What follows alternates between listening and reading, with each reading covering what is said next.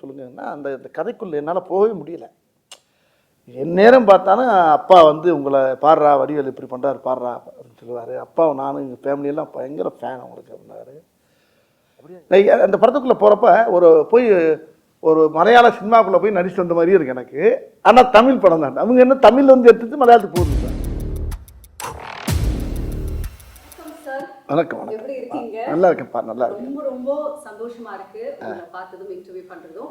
But அதுக்கு மேல ரொம்ப இமோஷனலா இருக்கு அப்படின்னு தான் வந்து சொல்லணும் சார். ஏன் அப்படின்னா என்னோட வாழ்க்கையில ஒவ்வொரு நாளுமே உங்களை கடந்து போகவே போகாது. ஏன்னு கேளுங்க.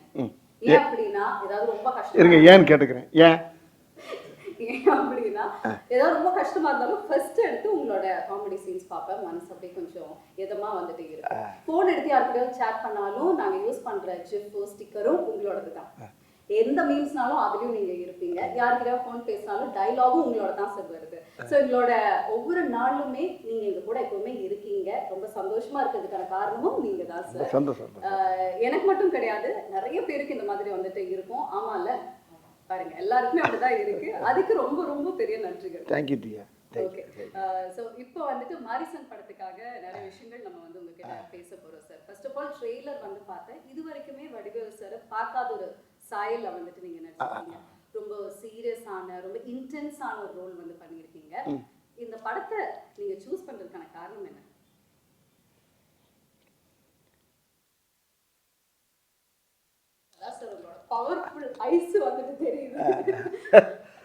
அதாவது நான் எத்தனையோ கதைகள் கேட்டிருக்கேன். இது வரைக்கும் நீங்கள் சொன்ன மாதிரி, திவ்யா சொன்ன மாதிரி நிறைய காமெடி படம், காமெடியில் தான் அதிகமாக கவனம் செலுத்தினேன். நகைச்சுவையில் போவேன், எல்லாம் பண்ணுவேன். சில கதைகள் வந்து பிளாக் காமெடியோட வரும், சில கதைகள் வேறு மாதிரி இருக்கும். இப்போ மாமன்னன் பார்த்துருப்பீங்க, அது ஒரு மாதிரியான ஜெயினில் பண்ணப்படாது. இப்படியே பண்ணிகிட்டு இருக்கும்போது இப்படி மாமன்னன் வந்ததுக்குனால எனக்கு இன்னொரு கதை வந்து எனக்கு ஒருத்தர் சொன்னார், இந்த படத்துடைய ரைட்டர் கிருஷ்ணமூர்த்தி. அவர் சொல்லும்போது ரொம்ப நேரம் புரியல எனக்கு. அவரை திரும்பி துருவ இன்னும் மறுபடியும் சொல்லுங்கள், இன்னொக்க சொல்லுங்கன்னா அந்த கதைக்குள்ளே என்னால் போகவே முடியல. திருப்பி இன்னும் அந்த சீனை சொல்லுங்கள், அடுத்து இன்னும் அந்த முதல்ல ஒரு சீன் சொல்லுங்கள், அப்படியே ஒவ்வொரு சீனை திரும்ப திரும்ப திரும்ப திரும்ப அவர்கிட்ட கேட்டு உள்வாங்குறேன். வாங்கினா அவர் எங்கிட்ட போகிறாரு, அப்படி போகிறாரு. இந்த சடை பண்ணும்ல பெண்களுக்கு போன அந்த 3 சடை பின்னால் போடுற மாதிரி பல சடை போடுற மாதிரி இந்த ஒரு படத்தை முனியாண்டி விலங்குல பல பக்கம் சடை போட்டிருப்போம்ல, அது மாதிரி பல பெண்டுகள் வருது இல்லை. ஆனால் கதை பார்த்தீங்கன்னா கேட்க கேட்க கேட்க கேட்க அந்த கதையே வேறு மாதிரி இருக்குது. அது வித்தியாசமான கதையாக இருக்கேன். ரொம்ப நேரம் யோசனைட்டே இருக்கேன். அப்போ திரும்ப ஒரு 1 ஹவர் கேட்கக்கூடிய கதையை ஒரு 2 ஹவர் 3 ஹவர் அவர் கிருஷ்ணமூர்த்தி சார்கிட்ட கேட்குறேன். ரொம்ப வித்தியாசமாக இருக்கு, நல்லா இருக்காது சார், யார் பண்ணுறாரு அப்படின்னு கேட்டேன். சௌத்ரி சார் சூப்பர் கூட்டிலேருந்து பண்ணுறாங்க சார்.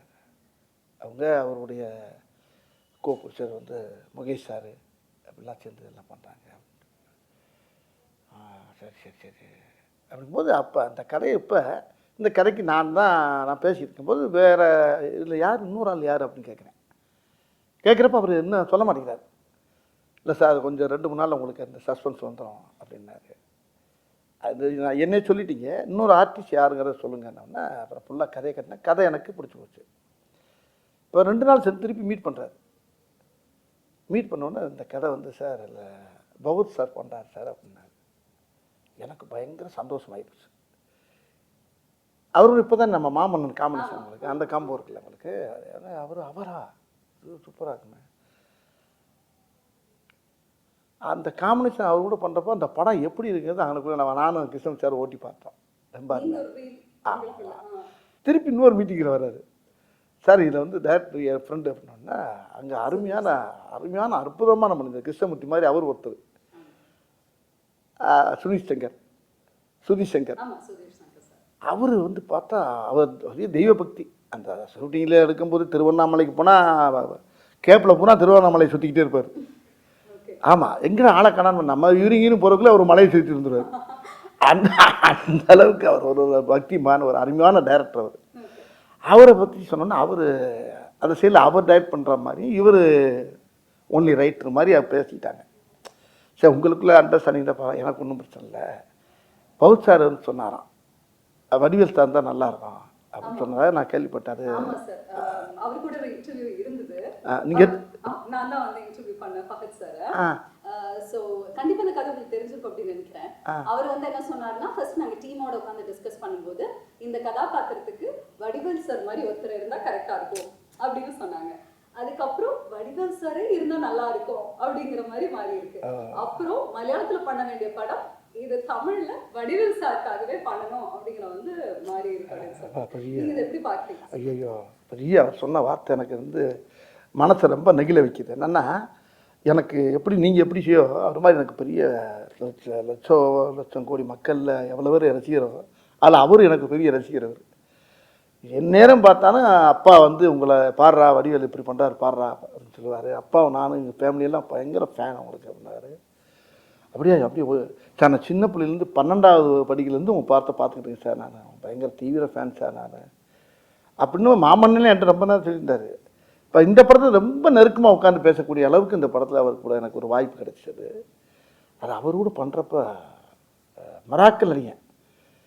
அப்புறம் ஹீரோ நான் வந்து அவர் தான் ஹீரோன்னு இன்னும் சொல்லிக்கிட்டு இருக்கேன்.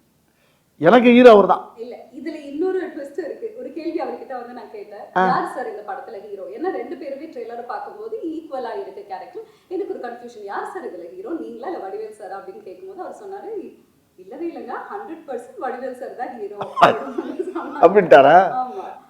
என்னன்னா வந்து ஃபஹத் சார் ஹீரோ அப்படின்னு. அதான் ஒரு கை இந்த கை 2 கையும் சேர்ந்த தட்டில் தானே சத்தம் கேட்கும். அது மாதிரி அவரு நான் சேர்ந்து இணைந்த கைகள் இந்த மாதிரி அவர் கூட நடித்தது எனக்கு பெரிய பாக்கியம் அப்படிதான் நான் நினைக்கிறேன். ஆனால் அவர் என்ன நினைக்கிறாரு, என்னைய பெருசாக சொல்கிறாரு.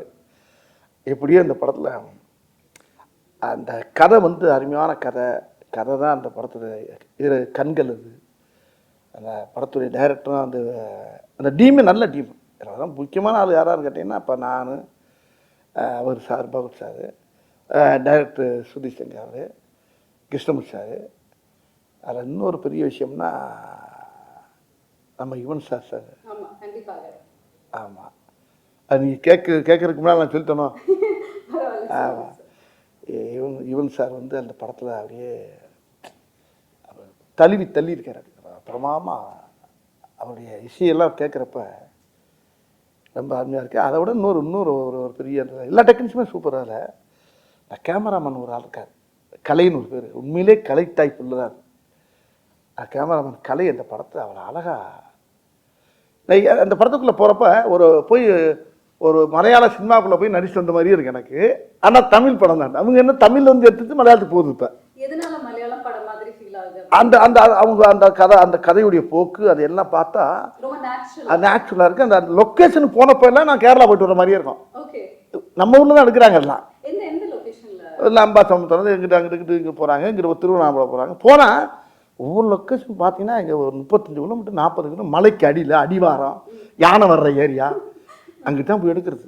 ஆனால் பார்த்தா அப்படியே அந்த கதைக்கும் அந்த கதையோடு சேர்ந்து பொருள் பார்த்துங்க அந்த லொக்கேஷன். அது அப்போ ஆர்டிஸ்ட் வேலை செய்யவே ஆசையாக இருக்கும். அப்படி ஒரு அழகான ஒரு படம், மக்களுக்கு ரொம்ப கண்டிப்பா ட்ரெய்லர்ல பாக்கும்போதே அவ்வளவு ஃப்ரெஷ்ஷா இருக்கு, அழகா இருக்கு. சீன்ஸும் ஃப்ரேம்ஸும் அதுல உங்க எல்லா பேருமே உள்ள ஆடியன்ஸே கதைக்குள்ள வந்துட்டு தான் பண்ண படத்தை வெளியே போக முடியும். இன்டர்வல் தான் உள்ள போக முடியும். அது வரைக்கும் கதைக்குள்ளேயே வந்துடுவாங்க எல்லாரும். அப்படி அந்த கதை அந்த ஈர்ப்பு எனக்கே ஒரு பெரிய வாழ்க்கையில் கிடைச்ச ஒரு புது அனுபவமாக இருக்கு எனக்கு. Super sir. சரி, இந்த கதை இந்த வடிவில் நான் பார்த்தது இல்லை. ஆமாவா? நான் ஃபஸ்ட்டு வந்தோன்னே எனக்கு இந்த கதையை கேட்டு சரி என்ன இது காஸ்டியூம் சார் அப்படின்னு. அப்போ கிருஷ்ணமூர்த்தி சார் தான் வந்தார், ரைட்ரு. வந்து ஒரு சில்லு எடுத்தார், ஒரு ஃபேன் செட்டு போட்டு இன் பண்ணி நிற்கிறேன். இந்த தான் ஒரு சில்லு போட்டு நிற்கிறேன். எனக்கு இந்த ஒரு சில்லு போதும் சார் அப்படின்னாரு.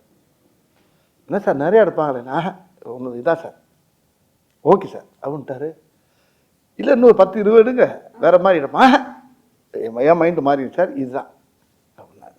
இப்போ இந்த கெட்டப்பில் என்ன பார்க்குறாரு. அப்போ நான் என்ன பார்க்குறேன், மாமன்னனுக்கும் இதுக்கு ரொம்ப சேஞ்சு கிடைக்கல உங்களுக்கு. அது ஃபுல்லாக வேட் ஷர்ட்டோட வருது. இது ஒரு ஃபேன் போட்டு ஒரு இன் பண்ணி ஒரு பேக்கோடு இருக்கார். பட் அவர் கேரக்டர் பார்க்குறப்ப எனக்கே ஒரு புதுசாக இருந்துச்சு ஒரு ரொம்ப வித்தியாசமான ஸ்டைல்ல நான் முதல்ல சொன்ன மாதிரி எங்களுக்கும் ஒரு டிஃபரெண்டான எக்ஸ்பீரியன்ஸ், உங்களுக்கும் அந்த மாதிரி தான் இருந்திருக்கு. ஆமாம்மா, நானே ஆடியன்ஸ் என்ன படம் பார்க்கல, நான் நடிக்கும்போது அந்த ட்ரெயிலரை பார்க்கும்போது எனக்கே என்ன கேட்டாங்க, ட்ரெயிலர் பார்த்தீங்கன்னா சார் எனக்கு சார் என்ன கண்ணை கட்டுறது என்ன புரியல, வித்தியாசமாக இருக்குது அப்படின்றது ரொம்ப பெருமையாக இருந்துச்சு எனக்கு. ஓகே, இந்த கதை வந்து நீங்கள் கேட்கும் பொழுது எந்த விஷயம் அப்போ கண்டிப்பாக இந்த கதைக்கு நான் ஆக்டாக இருப்பேன், நான் இதை கண்டிப்பாக பண்ணணும் அப்படின்னு எந்த பாயிண்ட்ல உங்களுக்கு தோணுச்சு சார்? ரொம்ப அருமையான கேள்வி இது. இந்த கேள்வி தான் இந்த பேட்டியிலே ரொம்ப முக்கியமான கேள்வின்னு நினைக்கிறேன். இது எப்படின்னா, இன்னைக்கு இருக்க காலகட்டம், இந்த இந்த நிகழ்காலங்கள் இன்னைக்கு இருக்க, நம்ம இதுக்கு முன்னால் இருக்கிறது வேறு மாதிரி இருந்துச்சு, நம்ம வேறு மாதிரி பண்ணாங்கிறதெல்லாம் வேறு விஷயம். இன்றைக்கி காலங்களில் இன்றைக்கி இருக்க இளைஞர்கள் மத்தியில் இன்றைக்கி நிறையா இன்றைக்கி வந்து இந்த இந்த இந்த கதை ரொம்ப ஒரு சமூக விழிப்புணர்வை ஏற்றக்கூடிய சொல்கிற அளவுக்கு இந்த கதையில் அந்த திரைக்கதை அமைஞ்சிருக்கு. ஆமாம், பொதுவாகவே இப்போ நானும் ஹீரோ கிடையாது, யாரும் கிடையாது கூட வச்சுக்கோங்க, இந்த கதை தான் ஹீரோ. அவ்வளோ அற்புதமான விஷயத்த டைரக்டரும் கதாசிரியர் இந்த படத்தை ரொம்ப அருமையாக இயக்கியிருக்காங்க. ரொம்ப முக்கியமான விஷயம் என்னென்னா, மக்கள் இந்த படத்தை பார்க்குறப்ப ஒரு ரொம்ப பேருக்கு ஒரு பெரிய விழிப்புணர்வாக இருக்கும். அது ஒன்று. இதில் நடிச்சிருக்க ஆர்டிஸ்ட் அத்தனை பேருமே இந்த கதையோடு நல்லா பின்னி பிணைஞ்சிட்டாங்க. எல்லா பேருமே இதில் பவுட் சார் கிடச்சது வந்து இந்த படத்துக்கு அது இன்னும் மெருகேற்றி இருக்குது. அதுதான் இன்னொன்று தியா அந்த இப்போ இந்த ட்ரெய்லரை பார்த்து எல்லோரும் ஆளுக்கு ஒரு கதை எழுதுறாங்க, ஒவ்வொரு கதையாக எழுதிட்டு வர்றாங்க. இப்போ அந்த கதையில் 4-5 கதை எங்களுக்கு கிடச்சிருக்கு. அதே டைரக்டர் ஆட்டையை போட்டு பண்ணலாம்னு இருக்காரு. ஆமாம், செகண்ட் பார்ட், தேர்ட் பார்ட் இல்லை, அவங்க சொன்னது அது புதுசாக இருக்குது, அது ரொம்ப இன்ட்ரெஸ்டிங்காக இருக்குது. ட்ரெய்லரை வச்சு அவங்க ஒரு கதை சொல்லிட்டு இருக்காங்க, இது நல்லா இருக்கே, இது அது இது அதோட இது ஒரு ஒரு மாதிரியாக இருக்குது. ஆனால் அந்த கதையில் இருக்க விஷயங்கள் வந்து மக்களுக்கு ரொம்ப படமாக நீங்கள் பார்க்குறப்ப அந்த ஆடியன்ஸ் எந்திரிச்சு கை தட்டுற அளவுக்கு அந்த படம் அந்த இயக்கியிருக்காங்க. ஆமாம், இந்த படத்தில் சஸ்பென்ஸாகவும் நிறைய விஷயங்கள் ஆமாம், பொறுத்து வந்து பார்க்கணும். ஓகே, நீங்கள் இந்த படத்தில் நடித்த நடிகர்கள் பற்றி சொன்னீங்க. முக்கியமாக நம்ம கோவை சரளமாவும் வந்து நடிச்சிருக்காங்க. உங்களோட காம்பினேஷன் பல வருடங்கள் கழிச்சு ஸ்க்ரீனில் பார்க்குறேன். அவங்க கூட சேர்ந்து இல்லைனாலுமே இந்த படத்தில் அவங்க ஒரு வித்தியாசமான கேரக்டர் அவங்க அவங்க பண்ணியிருக்காங்கல்ல, ரொம்ப சீரியஸாக பண்ணியிருக்காங்க. அவங்க ரொம்ப நல்லா பண்ணியிருக்காங்க. அவங்க சும்மாவே அவங்க வந்து பிறவி ஆர்டிஸ்ட்.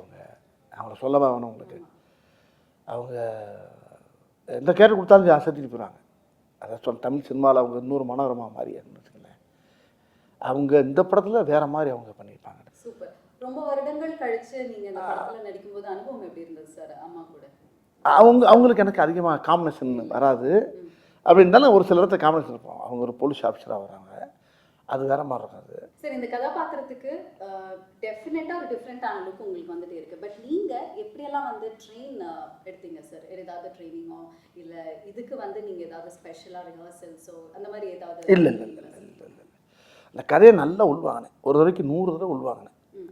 வாங்கி அந்த கதாபாத்திரத்தை வந்து உள்வாங்கும் போது எனக்கு அதான் சொல்லலை, படம் ரிலீஸுக்கு முன்னால் இந்த கேள்விக்கெல்லாம் சரியான விட கொடுப்பேன் நான்.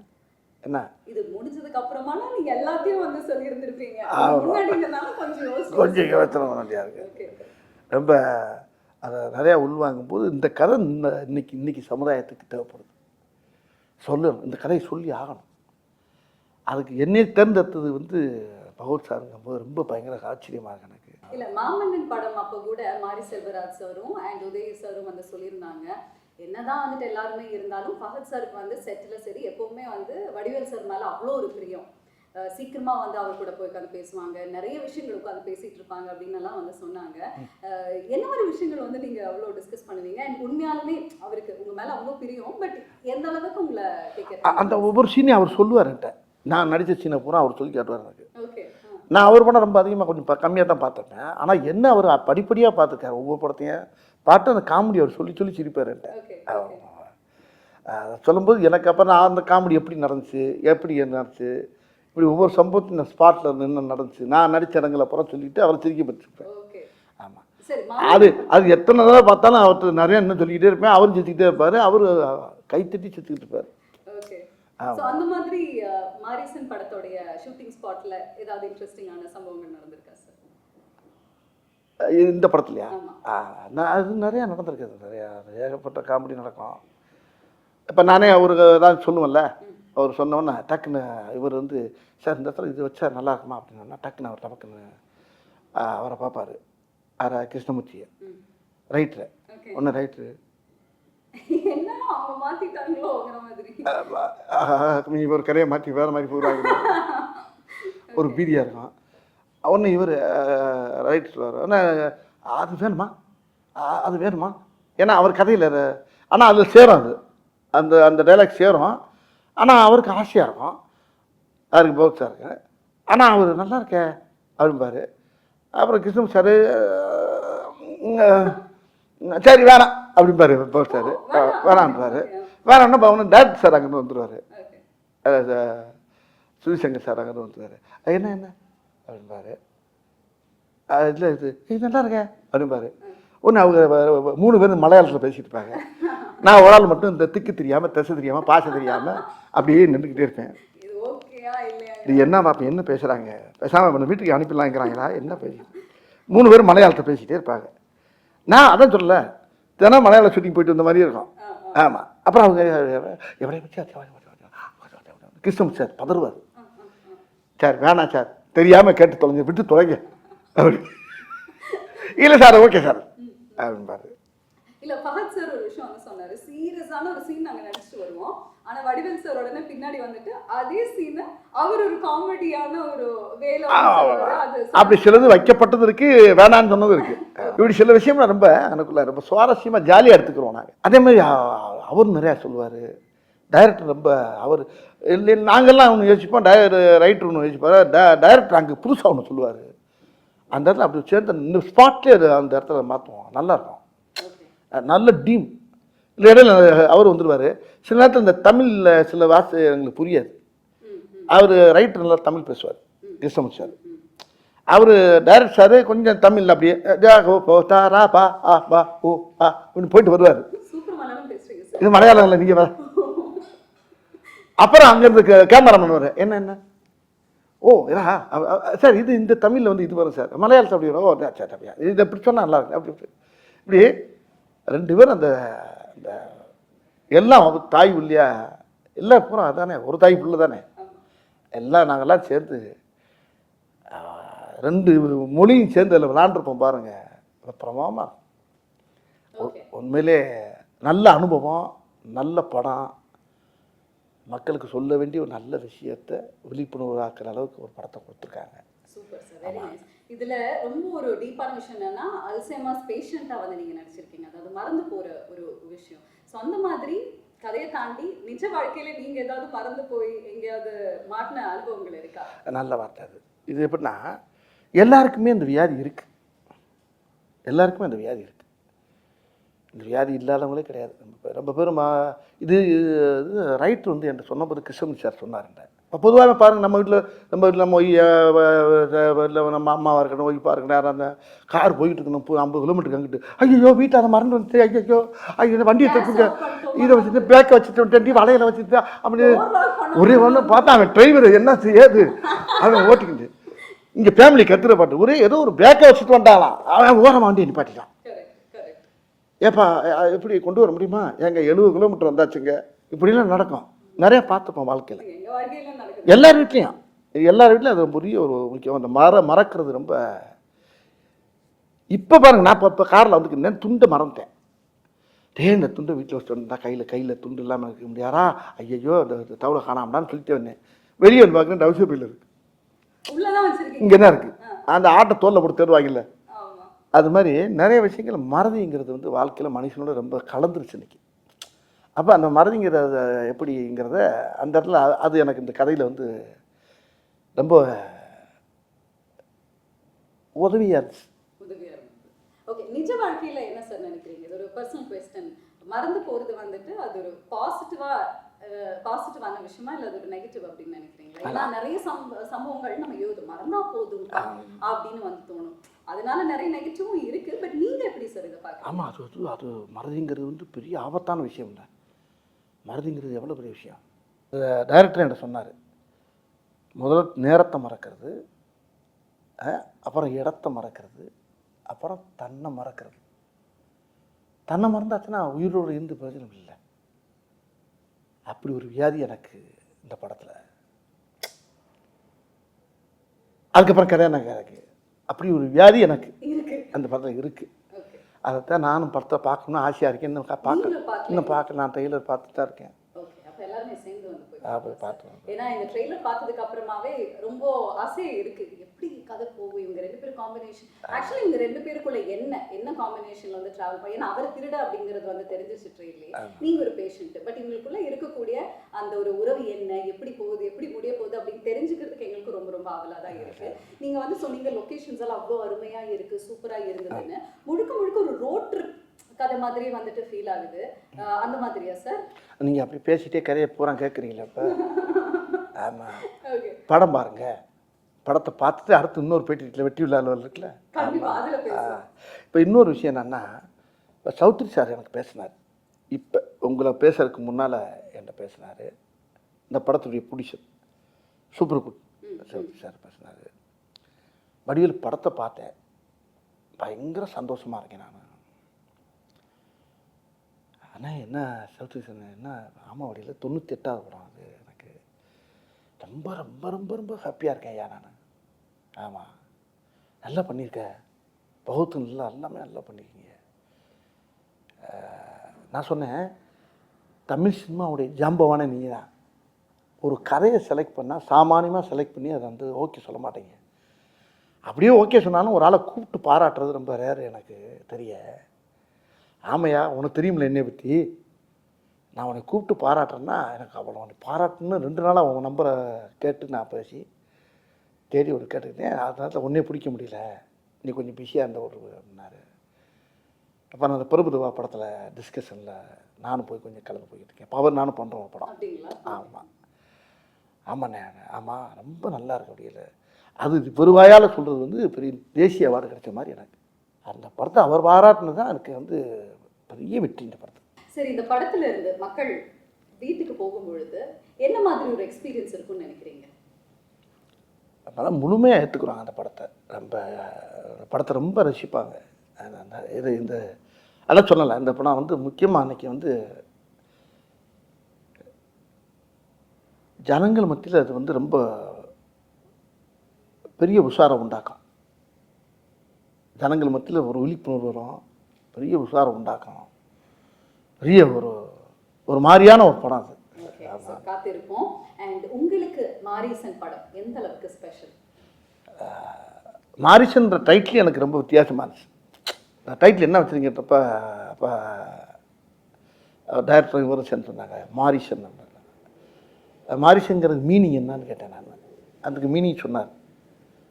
அதுவும் அந்த ராமாயணத்தில் வந்து அந்த சீதையை கடத்தும் போது மானா மாறி உள்ளே போகும்ல, அந்த கேரக்டர், அது பேர் தான் மாரிசன்னார். இதெல்லாம் எனக்கு தெரியாது, நான் ராமாயணம்லாம் படிக்கலாமா. அவர் சொன்னார் அந்த அந்த அந்த டைட்டிலுக்கு இந்த கதைக்கு என்னங்க போனால் இந்த டைட்டிலை வச்சு கதை கேட்டேன் நான். அப்போ நீ கேட்ட கேள்வி என்ன அதான் கேட்டீங்க. இப்போ நீங்கள் கேட்டது இந்த அதான் அந்த டைட்டிலுக்கு ஏற்ற இந்த கதை வந்து ரொம்ப ஆப்டாக இருந்துச்சு. அந்த கதை அது ரொம்ப என்னை ரொம்ப பாதிச்சிருக்கு. இந்த படம் எனக்கு ரொம்ப பிடிச்ச கதை. ரொம்ப என் வாழ்க்கையிலே இது பெரிய வரலாறு மாதிரி இருக்குன்னு நினச்சிங்களேன். எனக்கு இது பெரிய ஒரு பெரிய மைல்கல். இது எத்தனையோ படம் வரிசையாக பண்ணிகிட்டே வந்திருக்கேன். ஒரு படத்தில் புலிகேஷ் பண்ணியிருக்கேன், அது ஒரு பெரிய படம். மாமன்னுக்கு அப்புறம் நீங்கள் ஜம்ப் பண்ணி வந்த மாரிசன். இப்போ என்ன கேட்டினா ஒவ்வொரு படமும் இப்போ எனக்கு எல்லாமே கலந்து வருது. இப்போ ஒரு கேரக்டர் ரோல் வருது. நல்ல இப்போ சுந்தர்ஜி படம் பண்ணோம்ல கேங்கர்ஸு, அது ஒரு நல்ல காமெடி படம். அது இப்படி ஒன்றும் மாறி ஒரு கதையை பூரா செலக்ட் பண்ணி தான் பண்ணிட்டு வரேன் நான். அந்த செலக்ஷனில் இந்த கதை வந்து எனக்கு கிடைச்ச பெரிய பாக்கியம்னு நினைக்கிறேன். கண்டிப்பாக சார். ஏன்னா இப்படி ஒரு கதாபாத்திரத்தில் உங்களை பார்த்தது கிடையாது. அது அவர் கூட அவர் காம்பினேஷனில் கிடைச்சது வந்து இன்னும் எனக்கு ரொம்ப சந்தோஷமா இருக்கு. அதுவும் சௌத்ரி சாருடைய தயாரிப்பில் அது நம்மளுக்கு கிடைச்சது. அந்த டீம் அவரும் பெரிய ரொம்ப சூப்பரான காம்பினேஷன் சார். ஏன்னா சுதீர் சார் டைரக்ஷன்ல, கிருஷ்ணமூர்த்தி சாரோடைய ரைட்டிங்ல, ஆமா. அண்ட் ஃபஹத் ஃபாசில் சார் கூட நீங்க இணைந்து நடிச்சிருக்க இந்த காம்பினேஷன் பார்க்கிறதுக்கு ரொம்பவே அவளோட வெயிட் பண்ணிட்டு இருக்கோம். ஸோ படத்தை பார்த்ததுக்கு அப்புறமா இன்னும் நிறைய விஷயங்கள் உங்ககிட்ட வந்து பேசலாம். நன்றி, தேங்க்யூ வெரி மச் சார்.